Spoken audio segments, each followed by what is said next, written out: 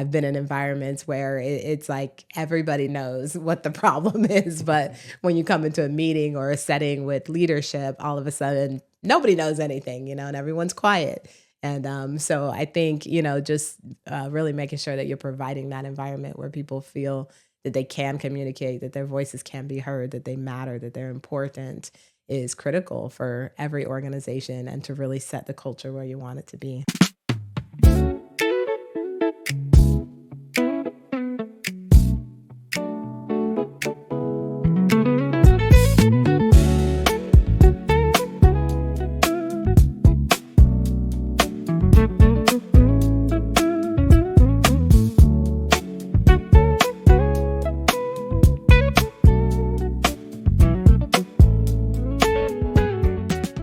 Welcome, everybody, to the Love and Leadership Podcast. I am Trent, and this is my beautiful co-host, Star Postell. And we have an amazing and great subject for you today. We're going to talk about why people leave leaders and not jobs. Now, there's a thing called culture that's involved in that, right? And culture is not something that just simply you write down on a mission statement or something you just say. It's actually the experience of the people. And so what happens is you may walk in a room and guess what? You experience culture right away, whether it's good or bad. So today we're going to discuss that. We're going to talk about what are the leadership behaviors that either make or break culture, all right? So let's talk about culture, Star. Break it down for us. Yeah, so culture is definitely everything that you experience where you're at. And when you're talking about an organization or a business, it's everything that people feel, not just the employees, but the customers, the leadership team. It's the environment around you. It's not only the things that are tangible, but it's those intangibles. It's the unspoken things that everybody kind of knows, but maybe doesn't say. And so culture is critical for every organization because that's what the organization is standing for, whether it knows it or not, or whether it's trying to stand for that particular thing or not. That is what it is. Absolutely. And so there's many invisible things that go into it, right? And so there's things that we can see, but so many that we can't see. But again, there's a feeling that you get to as well. So I'm going to ask you this first question. What are the first signs you can tell that culture is healthy in a place? I think one of the first signs that you can tell that a place has healthy culture is that people actually want to be there, Hmm. and there's camaraderie. I mean, there should be visible things that you can name, that you can sense. Are people talking freely? Are they laughing and joking? Are they professional? What are and I think even with the culture in a way it's subjective, right? So depending on the organization and what it represents is how you want that culture to be and how you want the aura, the ambiance to come across. So I think, like I said, those signs of people feeling comfortable, people feeling willing to share, willing to communicate, how things look, how they present, how the things are presented, and then how the structure runs of the organization itself. Are we meeting those metrics? Is the mission getting accomplished of the reason why the organization exists? Yeah, absolutely. And so, I mean, there could be so many different, things, like you said, culture represents depending on what organization or what you're trying to get across. But at the end of the day, there's some basic things that everyone has to do to at least make sure that the foundation of the culture is good, right? And so there's got to be a level of decency, there's got to be a level of respect, there's got to be a good feeling where people are happy, they want to be there. And so not only that, they want to be there, but other people can see that too as well, right? And so I think there's just a balance that has to happen as far as not going too crazy and going above and beyond, like when it comes to like trying to show it, but it's just be it, Mhm. because when you try too hard, then sometimes people can feel like it comes across as fake, like, oh, they're trying too hard and stuff. But you want people just to feel what it is you're trying to pray rather than just saying it. Yeah, when it comes to a culture, I mean, we already mentioned several things that we would want to see. Is there anything that you feel like would be a sign or a symptom if there's an absence of it? Is there anything that that you would look for that would not be present um, in an unhealthy culture? Yeah, I mean, of course, I mean, a couple of things. One, you know, turnover, like if people don't want to be there, right? If there's a cycling in and out constantly of people when it comes, especially people that they haven't even gotten a chance to, get their feet wet, right? The first 90 days, or they haven't assimilated to their, and so a lot of times that can tell whether good culture is there or not. Also too, where people, what do they say about the organization when no one's around, like when no Mm. one's around, right? And so like, when they go home, do they feel like, man, I can't wait to go back, right? And so do they talk about the organization to their family or their friends, right? I'm happy to work there.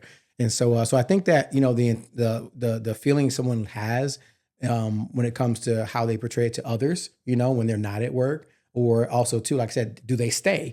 That's a big telltale sign of whether someone, good culture is there, because good culture keeps people, like Yeah. you're going to want to stay, even if it's a difficult job, something about having a difficult job, but people around you that you like working for, that are in it with you, that's really good culture, right? And so, because every job is not, easy, right? You think about maybe being a surgeon, right? In a doctor's Mhm. office. And so that can be pretty challenging, right? I can only imagine how difficult it would be to be working in such a high stress environment with people you don't like, And so, but if the culture is good, you probably can make a job that's that stressful, as that of like that, somewhat where, hey, at least I feel like I have a purpose, obviously, with your what you're doing and saving lives or whatever case you came in for. But then again, the people around you are meeting that culture to where I feel good about what I'm doing and where I'm at the same time.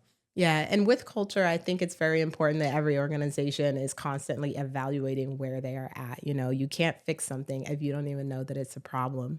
And I know with us, typically at least once a year, we'll do, a training, a meeting, or a strategic plan around what the culture is in that moment, because things change and things will vary from month to month and year to year. And even as you mentioned, a lot of times when if you do have turnover, you may have one set of culture and then you have transitions that happen. And then all of a sudden, there's a new culture and that has crept in and you may not even have realized it. Absolutely. And and one thing, but people, they sometimes they don't speak, about, or honest about what's going on, because they don't feel like they have a voice, or they even can talk about, hey, like, well, this culture is bad, or I don't feel like I fit in, or, so we don't have a voice. Sometimes that can kind of just leave you, feeling like, man, like where do I go in this, And so I asked you this question, and actually you're supposed to ask me this, but I'm gonna ask you this. So so to switch it up a little bit. But why do you feel people stay quiet, when speaking, about an honestly or on an unhealthy environment that they're in? I mean, I think there's definitely several reasons why people stay quiet when when the culture is not where it needs to be. I think for one, there's often a power dynamic that is unbalanced. So, for example, what I mean by that is the leadership may not ultimately be in control of that culture, right? So you think about the schoolyard bully, and the teacher saying, "Okay, class, let's do this or that," and everyone's looking at each other like, "Okay."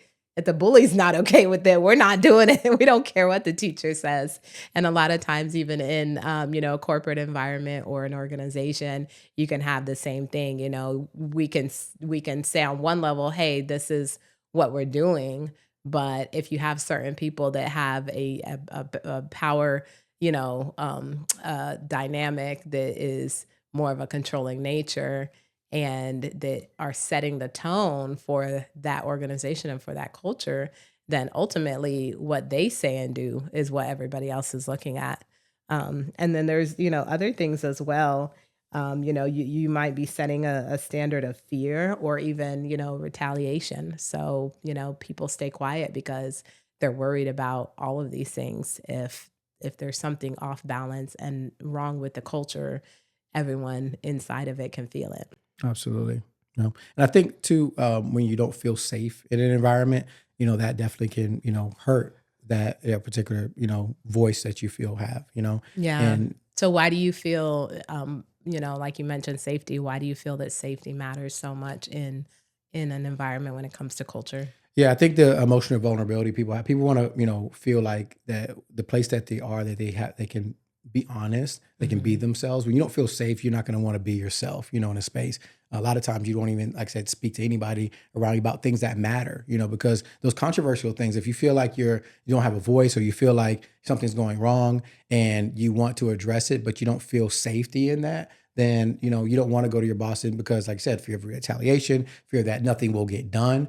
Sometimes people feel like if they've seen a track record of people where, hey, I've come and I've asked this and I wanted to change this and nothing's done and it's the same old, then a lot of times they won't come and actually want to voice anything because they don't think that they're being heard. So I think that having a safe environment creates a autonomy where people can actually communicate. Because communication, I think, is a good place to have good culture, right? Good Mhm. communication where you feel free to be able to voice your opinion and be able to voice where you feel that, hey, I have a voice. And I think that if I can say this thing and it actually, gets across to the right person, that something can change, right?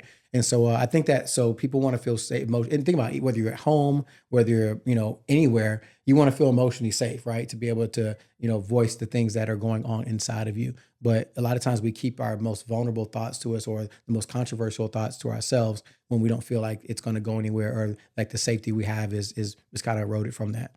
Yeah, and I have a early childhood background, and we always talk about Maslow's triangle arc of needs, and one of the basic needs of every human is safety, and that might not just be physical safety like shelter and food and things like that and your basic necessities, but that also falls under the category of emotional safety.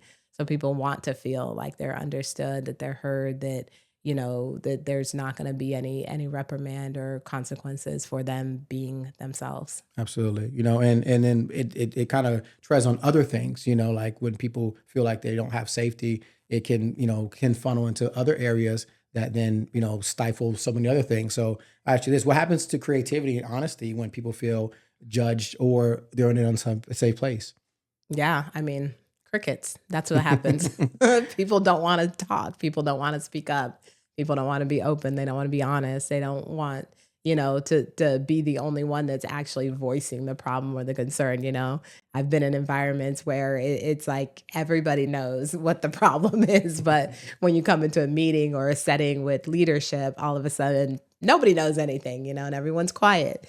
And so I think, just really making sure that you're providing that environment where people feel that they can communicate, that their voices can be heard, that they matter, that they're important is critical for every organization and to really set the culture where you want it to be. Yeah, and creativity breeds, a lot of growth in an organization where people can actually contribute. Because when you have creative minds, you have more people that are, thinking more than just the leadership. Like, think about how much our employees can contribute every day to some of the things that we do, right, in our organizations and build them. Like, if they don't feel like they have anything to offer your organization, then a lot of times they're going to just cycle out because, again, and then that's an unhealthy culture when you have that cycling out and that turnover. So sometimes, there's a statistics that say, 80% of people don't feel like they have the skills or they've been taught the things they need, where they are. And so if you really think about that, only 20% feel like the culture where they're at probably is enough to breed them to stay long enough to want to continue at where they're at. So I think that's a big problem, I think in just in general with us building cultures that want people to stay, feel safe and contribute, because then now they can get to that next place, that next level to build better companies, build better places for us when it comes to our organizations. Yeah, and I know with you and I, faith is a big part of our leadership and our journey, and and how we steward what God has entrusted us with. So when it comes to faith, how do you feel like that influences how you lead and the environment that you want to set? Yeah, faith is huge in that. From the basics of just God said for us to love Him first, and then to love your neighbor as yourself. So for me, implementing just loving my neighbor, loving that person, treating people how you want to be treated, the golden rule, Hmm. right? So if you start there, you can build good culture just based off of how you treat people, when it comes to that. And I feel that as that example for me to start that, then to implement that at the level, hey, where we need to treat each other that same way as a team. And so the restaurant that we own, one of the things that, we happen to be the highest rated restaurant in all of Central Florida. We have a 4.9, almost perfect 5-star rating, with our Google rating. And that's not by accident that we have that culture. On day one, when I stood in front of the entire team, the first thing I said is that, hey, only thing that's going to be better than our food is our people, right? That's our Mm, saying. But, that's good. our people we have to be good to each other first within this group before we can even serve the people that come into our doors, before we can give them something. Because if we're, not together, if we're mistreating each other, if our culture inside's not good, how's that going to portray on the outside to people coming in, right? So if we set good culture with our people first, hey, we serve each other first. I didn't say treat them like family because everybody don't treat their family quite, right? But I said Right? treat each other with love and respect to where, you feel like, hey, this is how I want to be treated. And so because we have that culture, that's the baseline of what we do for us, the workers. Then it's the next thing we can treat our strangers that come in that want to, be served by us the right way, right? So, the greatest among us is a servant among us. That's what our faith teaches us, right? And so I think that when you root a lot of your culture into, principles of the Bible and principles of faith, I think you get a lot of result out of that, because principles are principles, regardless of you believe in a God or not, right? If you just do the right things, right things are gonna come back to you, right? So when you build Yeah. culture off that, I think it's good. It's all about input and output. What you Absolutely, put into something is what you're getting out. for sure. And what I hear you saying really is that, as you're pouring into your staff and they're pouring into each other and you're teaching them how to properly bond, how to properly communicate, how to respect, how to serve one another, that, out of the abundance of that positive relationship and that positive culture, they can serve everyone else that walks through that building. And then, it's just reciprocal. The customers are going to be happy, and then in turn, it makes it even easier to serve them because, you just have this positivity that's radiating throughout the whole place. 100%. And if you think about it, that culture then builds culture for them outside of the workplace, right? And they can continue that on beyond even where they're doing inside. And so for me, that's where leadership really is born, is that when people take what you do and then what they learn, and then they can take it and implement it in their own lives.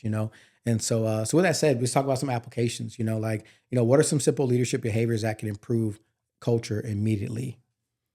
I mean, I think one thing that I've noticed over time is that how a leader reacts to a negative situation is going to teach people whether or not they can be open and honest with that leader. So, for example, if something does go wrong and on a smaller scale and one of your employees brings that to your attention, be very mindful of how you're acting and how you're reacting to maybe a negative situation that you didn't anticipate. Because even if you think about at home with your kids, if one little thing happens, if your child, I don't know, breaks a vase or something, and comes to tell you about it, if you're freaking out already at 5 years old for, when they're 5 years old breaking a vase, how are they going to feel safe to tell you when they're, I don't know, 15 years old and somebody has offered them drugs, or when they're 17 years old and, they're worried about their friend that has been driving home drunk. So I think we build over time a place of, a culture of safety, a culture of acceptance.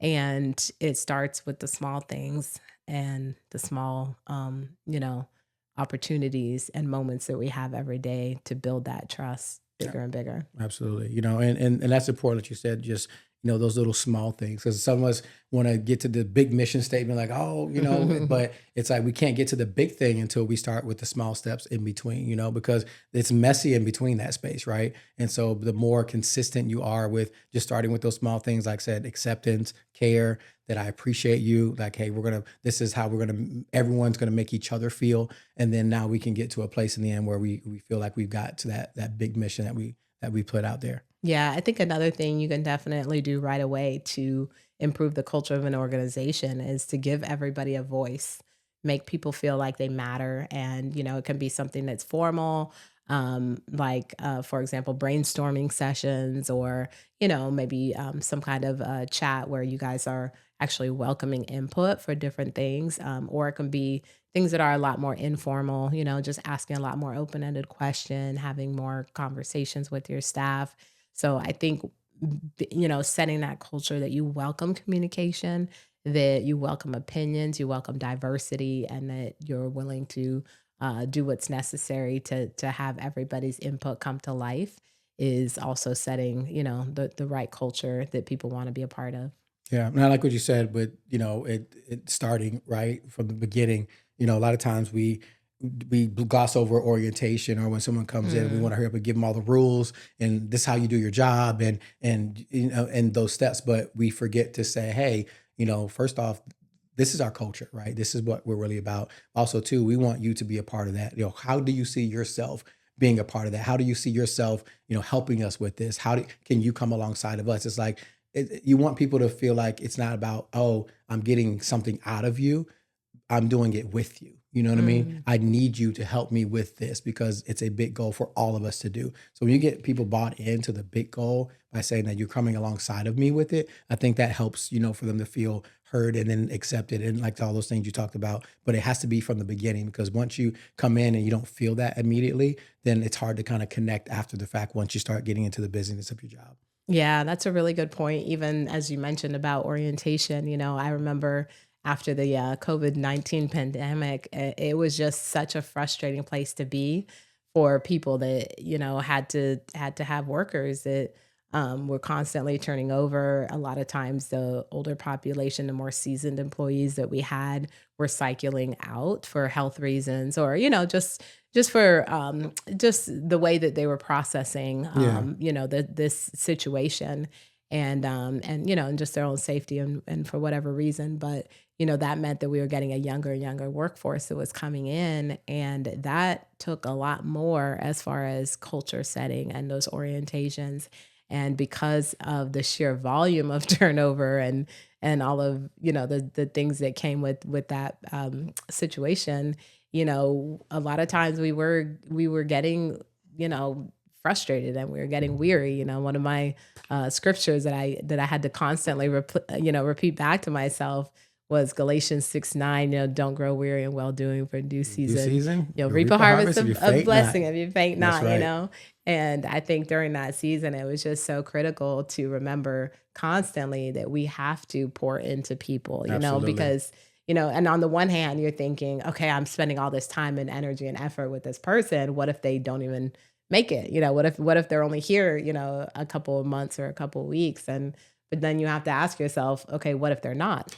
Yeah. What if they're here for a very long time and Yeah. you haven't set the tone, and you haven't, set their value and them as a priority within your organization? So you can't skip steps. I mean, when Yeah. it comes to Absolutely. culture, you just can't skip Yeah. skip the Super steps. step. And it's consistency, right? Like you said, don't grow weary because you're doing the right things and someone else does, because you're not always going to find the right person. And sometimes people don't fit your culture. Somebody don't fit what you're trying to do. You can try your best, and you just have to let them leave by attrition. But it doesn't mean that you have to reset everything because people else don't work out. As long as you're doing the right things, you're being consistent, eventually, like I said, you'll reap that harvest because you'll have enough people that do buy into it. Because most people generally want to be about a part of something good, something that's mattering. And that's the thing. As long as you have something that people can see that you are genuinely trying to do something good and they want to be a part of, they don't feel like they're being taken advantage of. They don't feel like you're just working them just for just for the sake of getting you up, promoted, or you doing a good job. If they feel that way, then I think they can get to the place where they'll want to join in the culture that you're trying to set, and you'll get enough people to rock with you when it comes to those things. Yeah, and I think about too those times when a new leader is having to come into a pre-existing culture Yeah. that is not a good one. Hmm.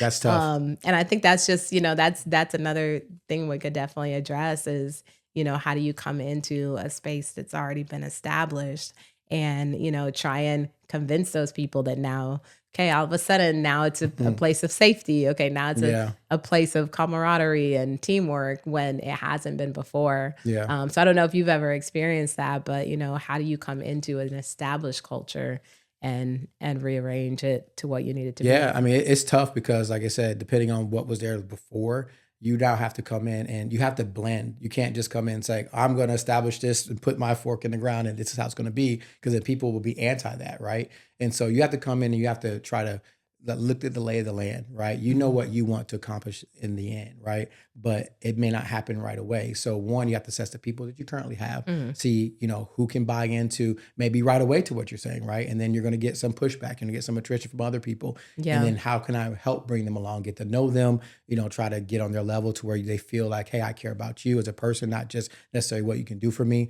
And then realize that everybody's just not going to work out, right? Yeah. But Sometimes the reason you have why to make bold moves, yeah, the reason why the especially as a culture new was leader coming bad in. It's because of these people, right? Yeah. Like sometimes people Something make wasn't bad right. culture, right? So you're coming in obviously for a reason to help the culture and to build it to get to where it needs to be. So again, being bold and just staying with the fact that, hey, I know what I'm going to do to make sure this culture is right. I'm going to be consistent. I'm going to make sure the right things are happening, the right people are here, and I'm going to make Yeah. sure that I'm bringing the right people alongside of me, with me, and those that don't fit it. I have to be bold enough to say, you know what, I don't think this culture is fitting you, and that's okay. Because the thing is, I like to say this: I like to hire and fire people the same way. You know, I don't get emotional. It's business in the end of the day. No, it's not anything personal. Yeah. So if I just say, when I look at someone, I say, listen, you know, I think I've really tried with you. I think you've tried with me, and you know, I just feel like maybe the culture's not right for the right fit. You know, maybe I feel you may have better, you know, success somewhere else with somebody else.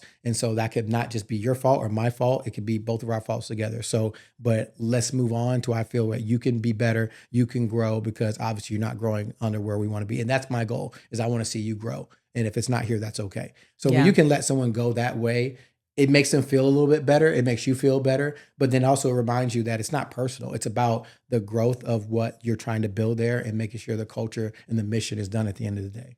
Yeah. And even as you mentioned, that it has to be the right fit.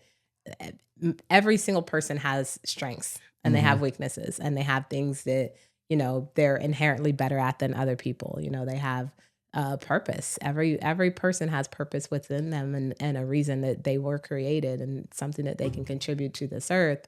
But sometimes it's not within your organization and you have to be willing to make peace with that. You need to be willing to recognize it right away because, as they say, one bad apple can spoil the whole bunch. And, when you have staph infection, when you have one or two people that just is constantly just butting against the mission of the organization, or they're doing things to kind of infiltrate in a negative way, you have to be willing to say, okay, this is just not for you. Yeah. There's other things that you're really good at, but fitting in this mold, in this time period, in this organization is not It ain't working out, right?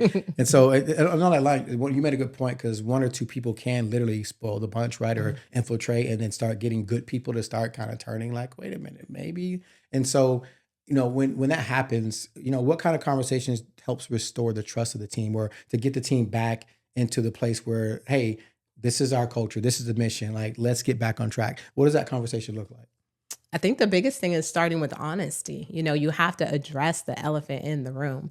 And a lot of times when it comes to culture, everybody can see it, everybody can feel it. But if we're not talking about it, if we're not dealing with it, if we're not approaching things head on, then somebody else is taking over the narrative. So if you're the leader and it's your show and you're the one that's supposed to, have stewardship over this mission and you're not doing it, then you better believe that somebody else amongst the team is inadvertently stamping up as that leader and becoming, that silent influence that everybody else is listening to.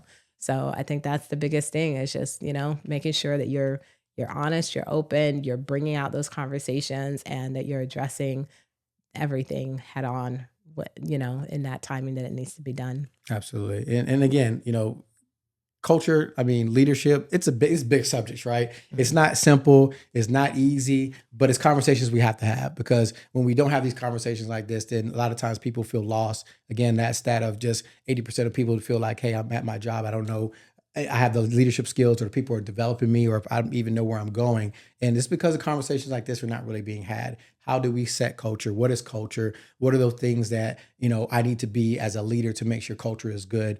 These are the things that we talk about in this podcast, right? And it's the things we want to continue to talk about, because we want you out there, the people that are needing this, to actually be able to go out there and create cultures that are centered on good leadership, good principles, so that not only you, but the people that you lead can grow too as well. So we want to leave you with a question here as we get ready to close. If someone was working with you for years, or even just think about the team that you lead right now, or even at home, you know, what culture would they describe that you leave behind? Right? What Mhm. would they say about you, and what do you represent? And so think about that, because if you can answer that and you feel good about what the answer could be, then you're probably on the right track. But if you're like, you know what, I got some improvement to do some areas, hopefully you can listen to this podcast and so there's something that we said that can help you guys get to that place where you can understand that building culture is so important in leadership and the leadership development of people that are around you. Because without good culture, without having a good place where you feel that you can grow and that you love what you're doing, then a lot of times that effort is null and void in the end, you know?